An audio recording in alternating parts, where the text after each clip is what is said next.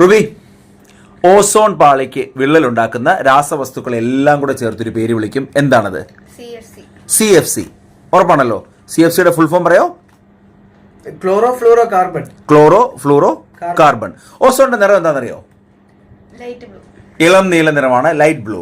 Ozone ദിനം September 16. നിഷാനോടുള്ള എന്തുവാടാ? ഓക്കെ, നിഷാനോടുള്ള ചോദ്യം. ആദ്യമായിട്ട് ഓസോൺ പാളിയിൽ വിള്ളൽ കണ്ടെത്തിയത് എവിടെയാണ്?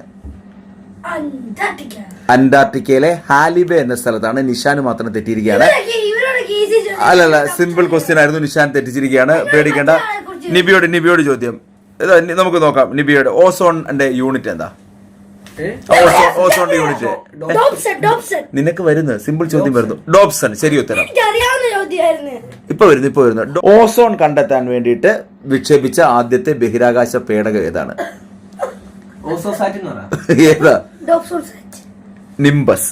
എന്താ പേര്? നിംബസ്. ഓസോൺ കണ്ടെത്താൻ വേണ്ടി വിക്ഷേപിച്ച ആദ്യത്തെ ബഹിരാകാശ പേടകമാണ് കേട്ടോ. ഓസോൺ കണ്ടെത്തിയ ആളുടെ പേര് പറഞ്ഞായിരുന്നല്ലോ, ഷോൺ ബെയിൻ.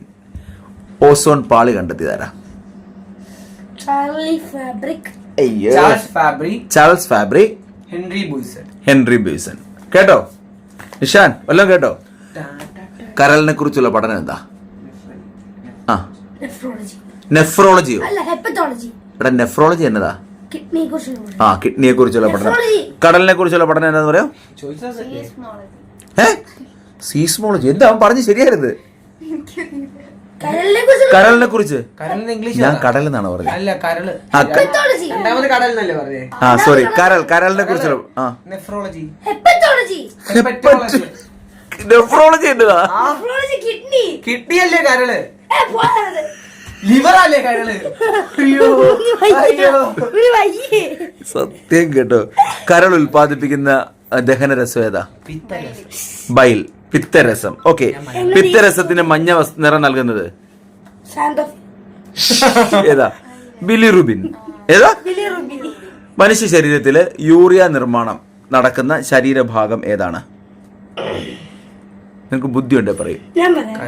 യെസ്, നിനക്ക് ബുദ്ധിയുണ്ട്. ഏതാ? കരളാണ് കേട്ടോ. മനുഷ്യ ശരീരത്തിൽ യൂറിയ നിർമ്മാണം നടക്കുന്നത് കരളാണ്. മനുഷ്യ ശരീരത്തിൽ ഏറ്റവും കൂടുതൽ താപം, ചൂട് ഉൽപ്പാദിപ്പിക്കുന്ന അവയവം? തെറ്റ്. മനുഷ്യ ശരീരത്തിൽ ഏറ്റവും കൂടുതൽ ചൂട് ഉൽപ്പാദിപ്പിക്കുന്നത്? എല്ലാവർക്കും തെറ്റ്. കരൾ.